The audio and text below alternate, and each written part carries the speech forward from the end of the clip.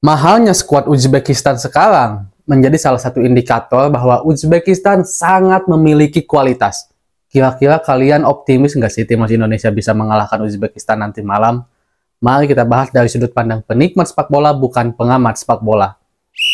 Teman-teman, kita tahu kalau malam ini kita harus benar-benar sungguh-sungguh berdoa, sungguh-sungguh mendukung timnas Indonesia, karena selangkah lagi jika kita berhasil mengalahkan Uzbekistan, kita akan lolos ke Olimpiade tanpa harus mengikuti babak playoff ya teman-teman. Dan kita tahu kalau saya udah pernah bahas di konten sebelumnya, sebenarnya bagi saya idealnya kalau Uzbekistan ini bertemu dengan Indonesia adalah di final. Karena untuk saat ini mungkin kalau saya pribadi lebih pede, bukan berarti saya pesimis dan merendahkan para pemain timnas Indonesia ya. Tapi dari segi statistik, hitam di atas kertas, mungkin untuk saat ini yang lebih ideal di semifinal itu lebih baik lawan Jepang atau lawan Irak. Sementara Uzbekistan kita bertemu di final. Itu lebih ideal gitu. Kenapa? Karena dari skuad yang mewah ini sebenarnya udah menunjukkan bahwa mereka ini memiliki kualitas. Ya, kita akui bahwa harga pasaran pemain tidak menjamin segalanya.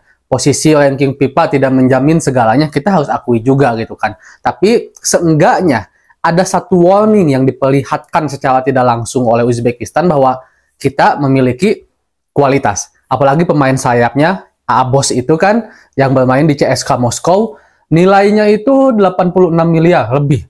Sementara nilai skuad kita adalah 63, masih ada kembalian 3 miliar tuh. Hanya dari satu pemain aja. Tapi bukan berarti ini juga mendiskreditkan dan membuat bahwa timnas Indonesia tidak memiliki kualitas. Bukan seperti itu ya teman-teman. Kita dan saya sangat setuju dengan apa yang diucapkan oleh Kapten Korea sebelum itu, sebelum pertandingan timnas Indonesia melawan Korea, kalau Indonesia ini bukan tim underdog. Mereka benar-benar terstruktur dan sistematis. Hasil keberhasilan kita sampai ke semifinal sekarang adalah hasil kerja keras, dilihat dari kerjasama tim, dilihat dari permainan dengan setup dan gameplay yang bagus. Ini menunjukkan bahwa ini bukanlah sebuah keberuntungan. Tapi teman-teman, kita lihat juga Uzbekistan. Sekali lagi, banyak pasti yang menghujat saya biasanya ketika saya mengajak teman-teman semua untuk melirik secara statistik tim lawan Indonesia, seolah-olah saya pesimis kepada Indonesia. Tapi bukan seperti itu. Saya bangsa, saya anak Indonesia, saya warga Indonesia. Saya sangat ingin Indonesia menang. Tapi kita juga harus realistis. Harus bagaimana melihat peta kekuatan lawan agar itu dijadikan strategi agar kita bisa menang. Jadi bagi saya jangan terlalu takabur. Siapapun lawannya kita habisi dan segala macamnya. Janganlah kalau menurut saya seperti itu. Optimis harus, dukung harus, doakan harus. Tapi kita juga harus lihat lawannya seperti apa. Uzbekistan di pertandingan Piala Asia sekarang menciptakan 12 gol. Tanpa satu pun kemasukan. Dan 12 gol ini, 10 diantaranya diciptakan dari orang berbeda. Itu artinya kerjasama tim dari Uzbekistan sangat luar biasa. Mereka sangat mengedepankan permainan tim dibandingkan individual. Padahal dari sisi individualisnya pun pemain mereka itu bagus-bagus amat. Seriusan, apalagi ada salah satu back kiri, saya lupa lagi. Saya lihat saat melawan Arab itu bagus banget mainnya teman-teman. Bagus banget. Dari segi postur, mereka sangat kokoh. Mereka tinggi besar, teman-teman. Itu tandanya mereka juga memiliki body chest yang kuat. Selain strategi, selain permainan yang bagus, didukung juga oleh kekuatan fisik mereka yang kuat juga gitu. Nah, ini menjadi satu hal yang patut menjadi warning bagi timnas Indonesia. Apalagi kata Coach Sinteyong, tidak salah kenapa Uzbekistan menjadi tim yang begitu sulit ditembus di Piala Asia ini, karena serangan mereka sekaligus cara bertahan mereka benar-benar kompak.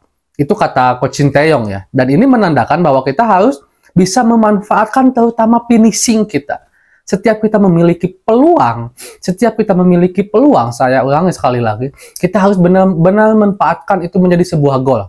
Kita lihat di beberapa pertandingan timnas Indonesia sebelumnya, mungkin yang terdekat saat melawan Korea, berapa banyak peluang-peluang yang gagal diciptakan menjadi gol. Ini harus benar-benar dimanfaatkan saat melawan Uzbekistan. Dan juga salah satu media Vietnam ada yang memprediksi kalau kita akan kalah habis digulung oleh Uzbekistan. Salah satu alasannya bagi mereka adalah karena tidak adanya Rafael Saik, salah satu pemain inti yang berkontribusi banyak terhadap tim.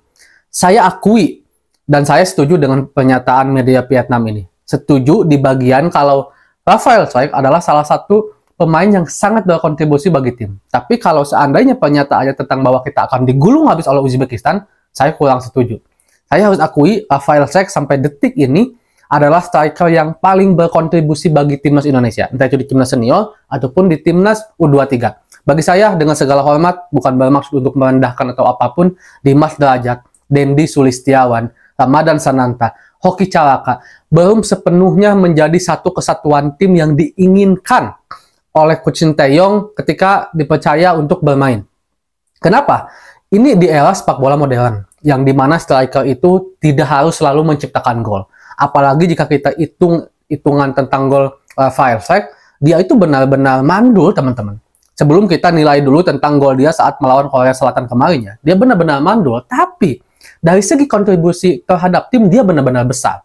Dia pandai mengatur ritme, dia pandai pegang bola untuk tidak kehilangan cepat gitu kan diambil oleh lawan-lawannya. Dia juga pintar membuka ruang, dia juga memiliki percaya diri untuk bisa akselerasi dan memberikan satu shot on target kepada gawang lawan. Dan itu tidak dimiliki oleh striker-striker lain, maaf, dengan segala hormat. Karena coba deh lihat di pertandingan-pertandingan ketika Rafael Struijk tidak diturunkan sebagai striker. Ketika lebih memilih Dimas dulu, Dendi dulu, atau Ramadan Sananta dulu, atau Hoki dulu. Ketika bola dari pemain Indonesia, entah itu dari lini belakang ataupun lini tengah dikasih ke depan, yang dimana di depan ini masih jauh ke gawang, dimana juga belum ada pemain terdekat, otomatis si bola ini harus bisa ditahan dulu, dikuasai oleh sang striker.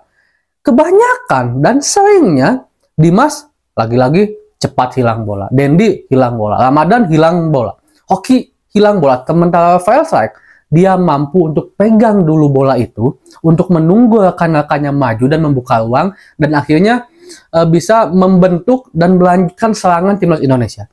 Ini yang bagi saya sangat-sangat krusial dan sulit ketika kita tidak ada seorang Rafael Struijk malam ini. Dan saya setuju dengan pernyataan media Vietnam kalau akan kesulitan tidak adanya Rafael Struijk. Tapi kalau seandainya kita harus kalah dari Uzbekistan, belum dulu lah. Tapi seenggaknya kita udah bisa melihat bahwa timnas Indonesia ada perkembangan. Mudah-mudahan aja, saya sangat berharap Coach Sinteyong punya jurus yang jitu, para pemain bisa bermain tenang dan bisa memperlihatkan kualitas terbaiknya sehingga kita bisa lolos ke final. Karena di final tidak peduli siapapun kita akan lawan. Oke, mudah-mudahan timnas Indonesia bisa terus menang dan juga pokoknya bisa lolos lah ke Olimpiade tanpa harus playoff. Tetap dukung dan doakan timnas Indonesia ya teman-teman. Assalamualaikum.